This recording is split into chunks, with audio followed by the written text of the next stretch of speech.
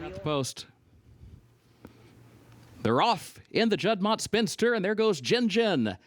Jin right out for the early lead. Thorpedo Anna comes away in second. Jin to the inside, and they're a lead. Nitrogen is right alongside. A gap of 3 more lengths. Scylla tries to pick up the leaders, but she's third. Thorpedo Anna is beaten into the final furlong. Jin stubborn with the lead. Nitrogen is there. Scylla is third. A 16th to go. Jin. Nitrogen drifting out. Jin to the inside. Nitrogen is second. At the wire. Oh, a head bob will decide it in the Juddmonte Spinster. Will it be Nitrogen? Will it be Jin?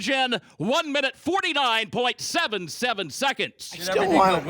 I still want her to have a target, you know. And she was wide in the first turn, wide in the second turn. Absolutely. But she showed me what I needed to see. Okay. Yeah. What do you think at the finish? She said we lost, and she never was wrong. So, unfortunately, in this so I wasn't watching on the TV. I was watching. I thought we had her. But she said we got beat. And she's always right. Yeah, I mean, I'd be concerned that she bled or something like that, but she hadn't had a history of that. Yeah, so I mean, just never know.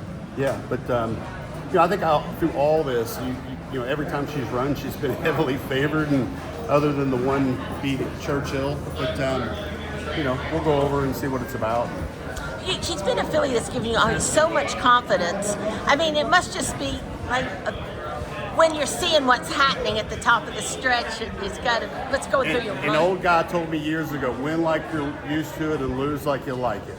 I mean, look, it's a humbling business. It's not, none of this is a given. It's never a given. I mean, they're fragile in the sense that, they have good days and they have bad days. She said so many good days.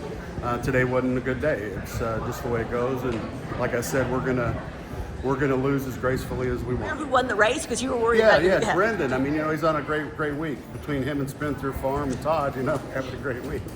But look, it's a little bit of a shocker, but at the same time, you go into these thinking, okay, I wonder if today's the day she doesn't do it.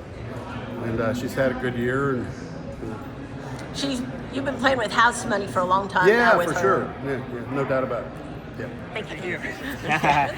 Yeah. I would say most of all, it's amazing how she dug in for you in the home stretch. Yeah, she's a filly that she like the depression.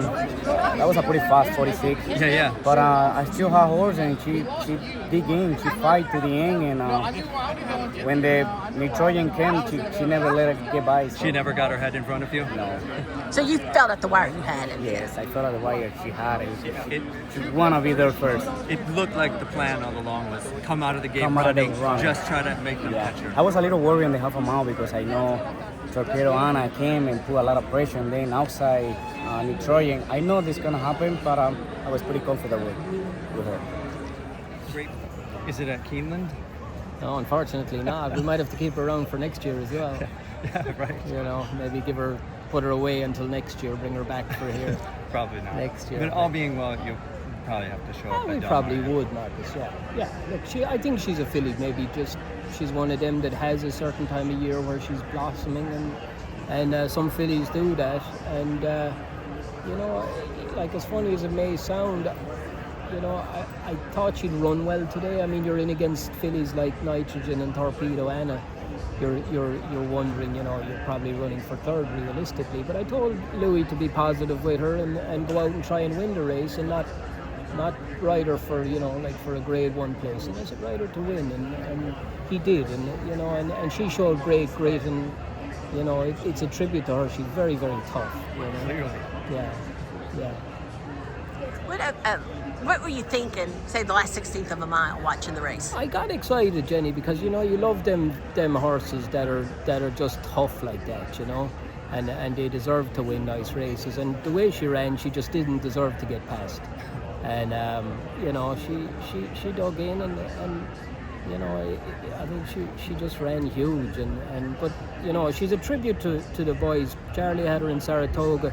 Paul led her up himself today because she can get on her toes, and they put in the work and make us all look good, so fair play to them. Now they did a great job with her as much as any of us, and thank God it all paid off. The last thing Kenny said when we were talking to him was, that's why you don't duck one horse.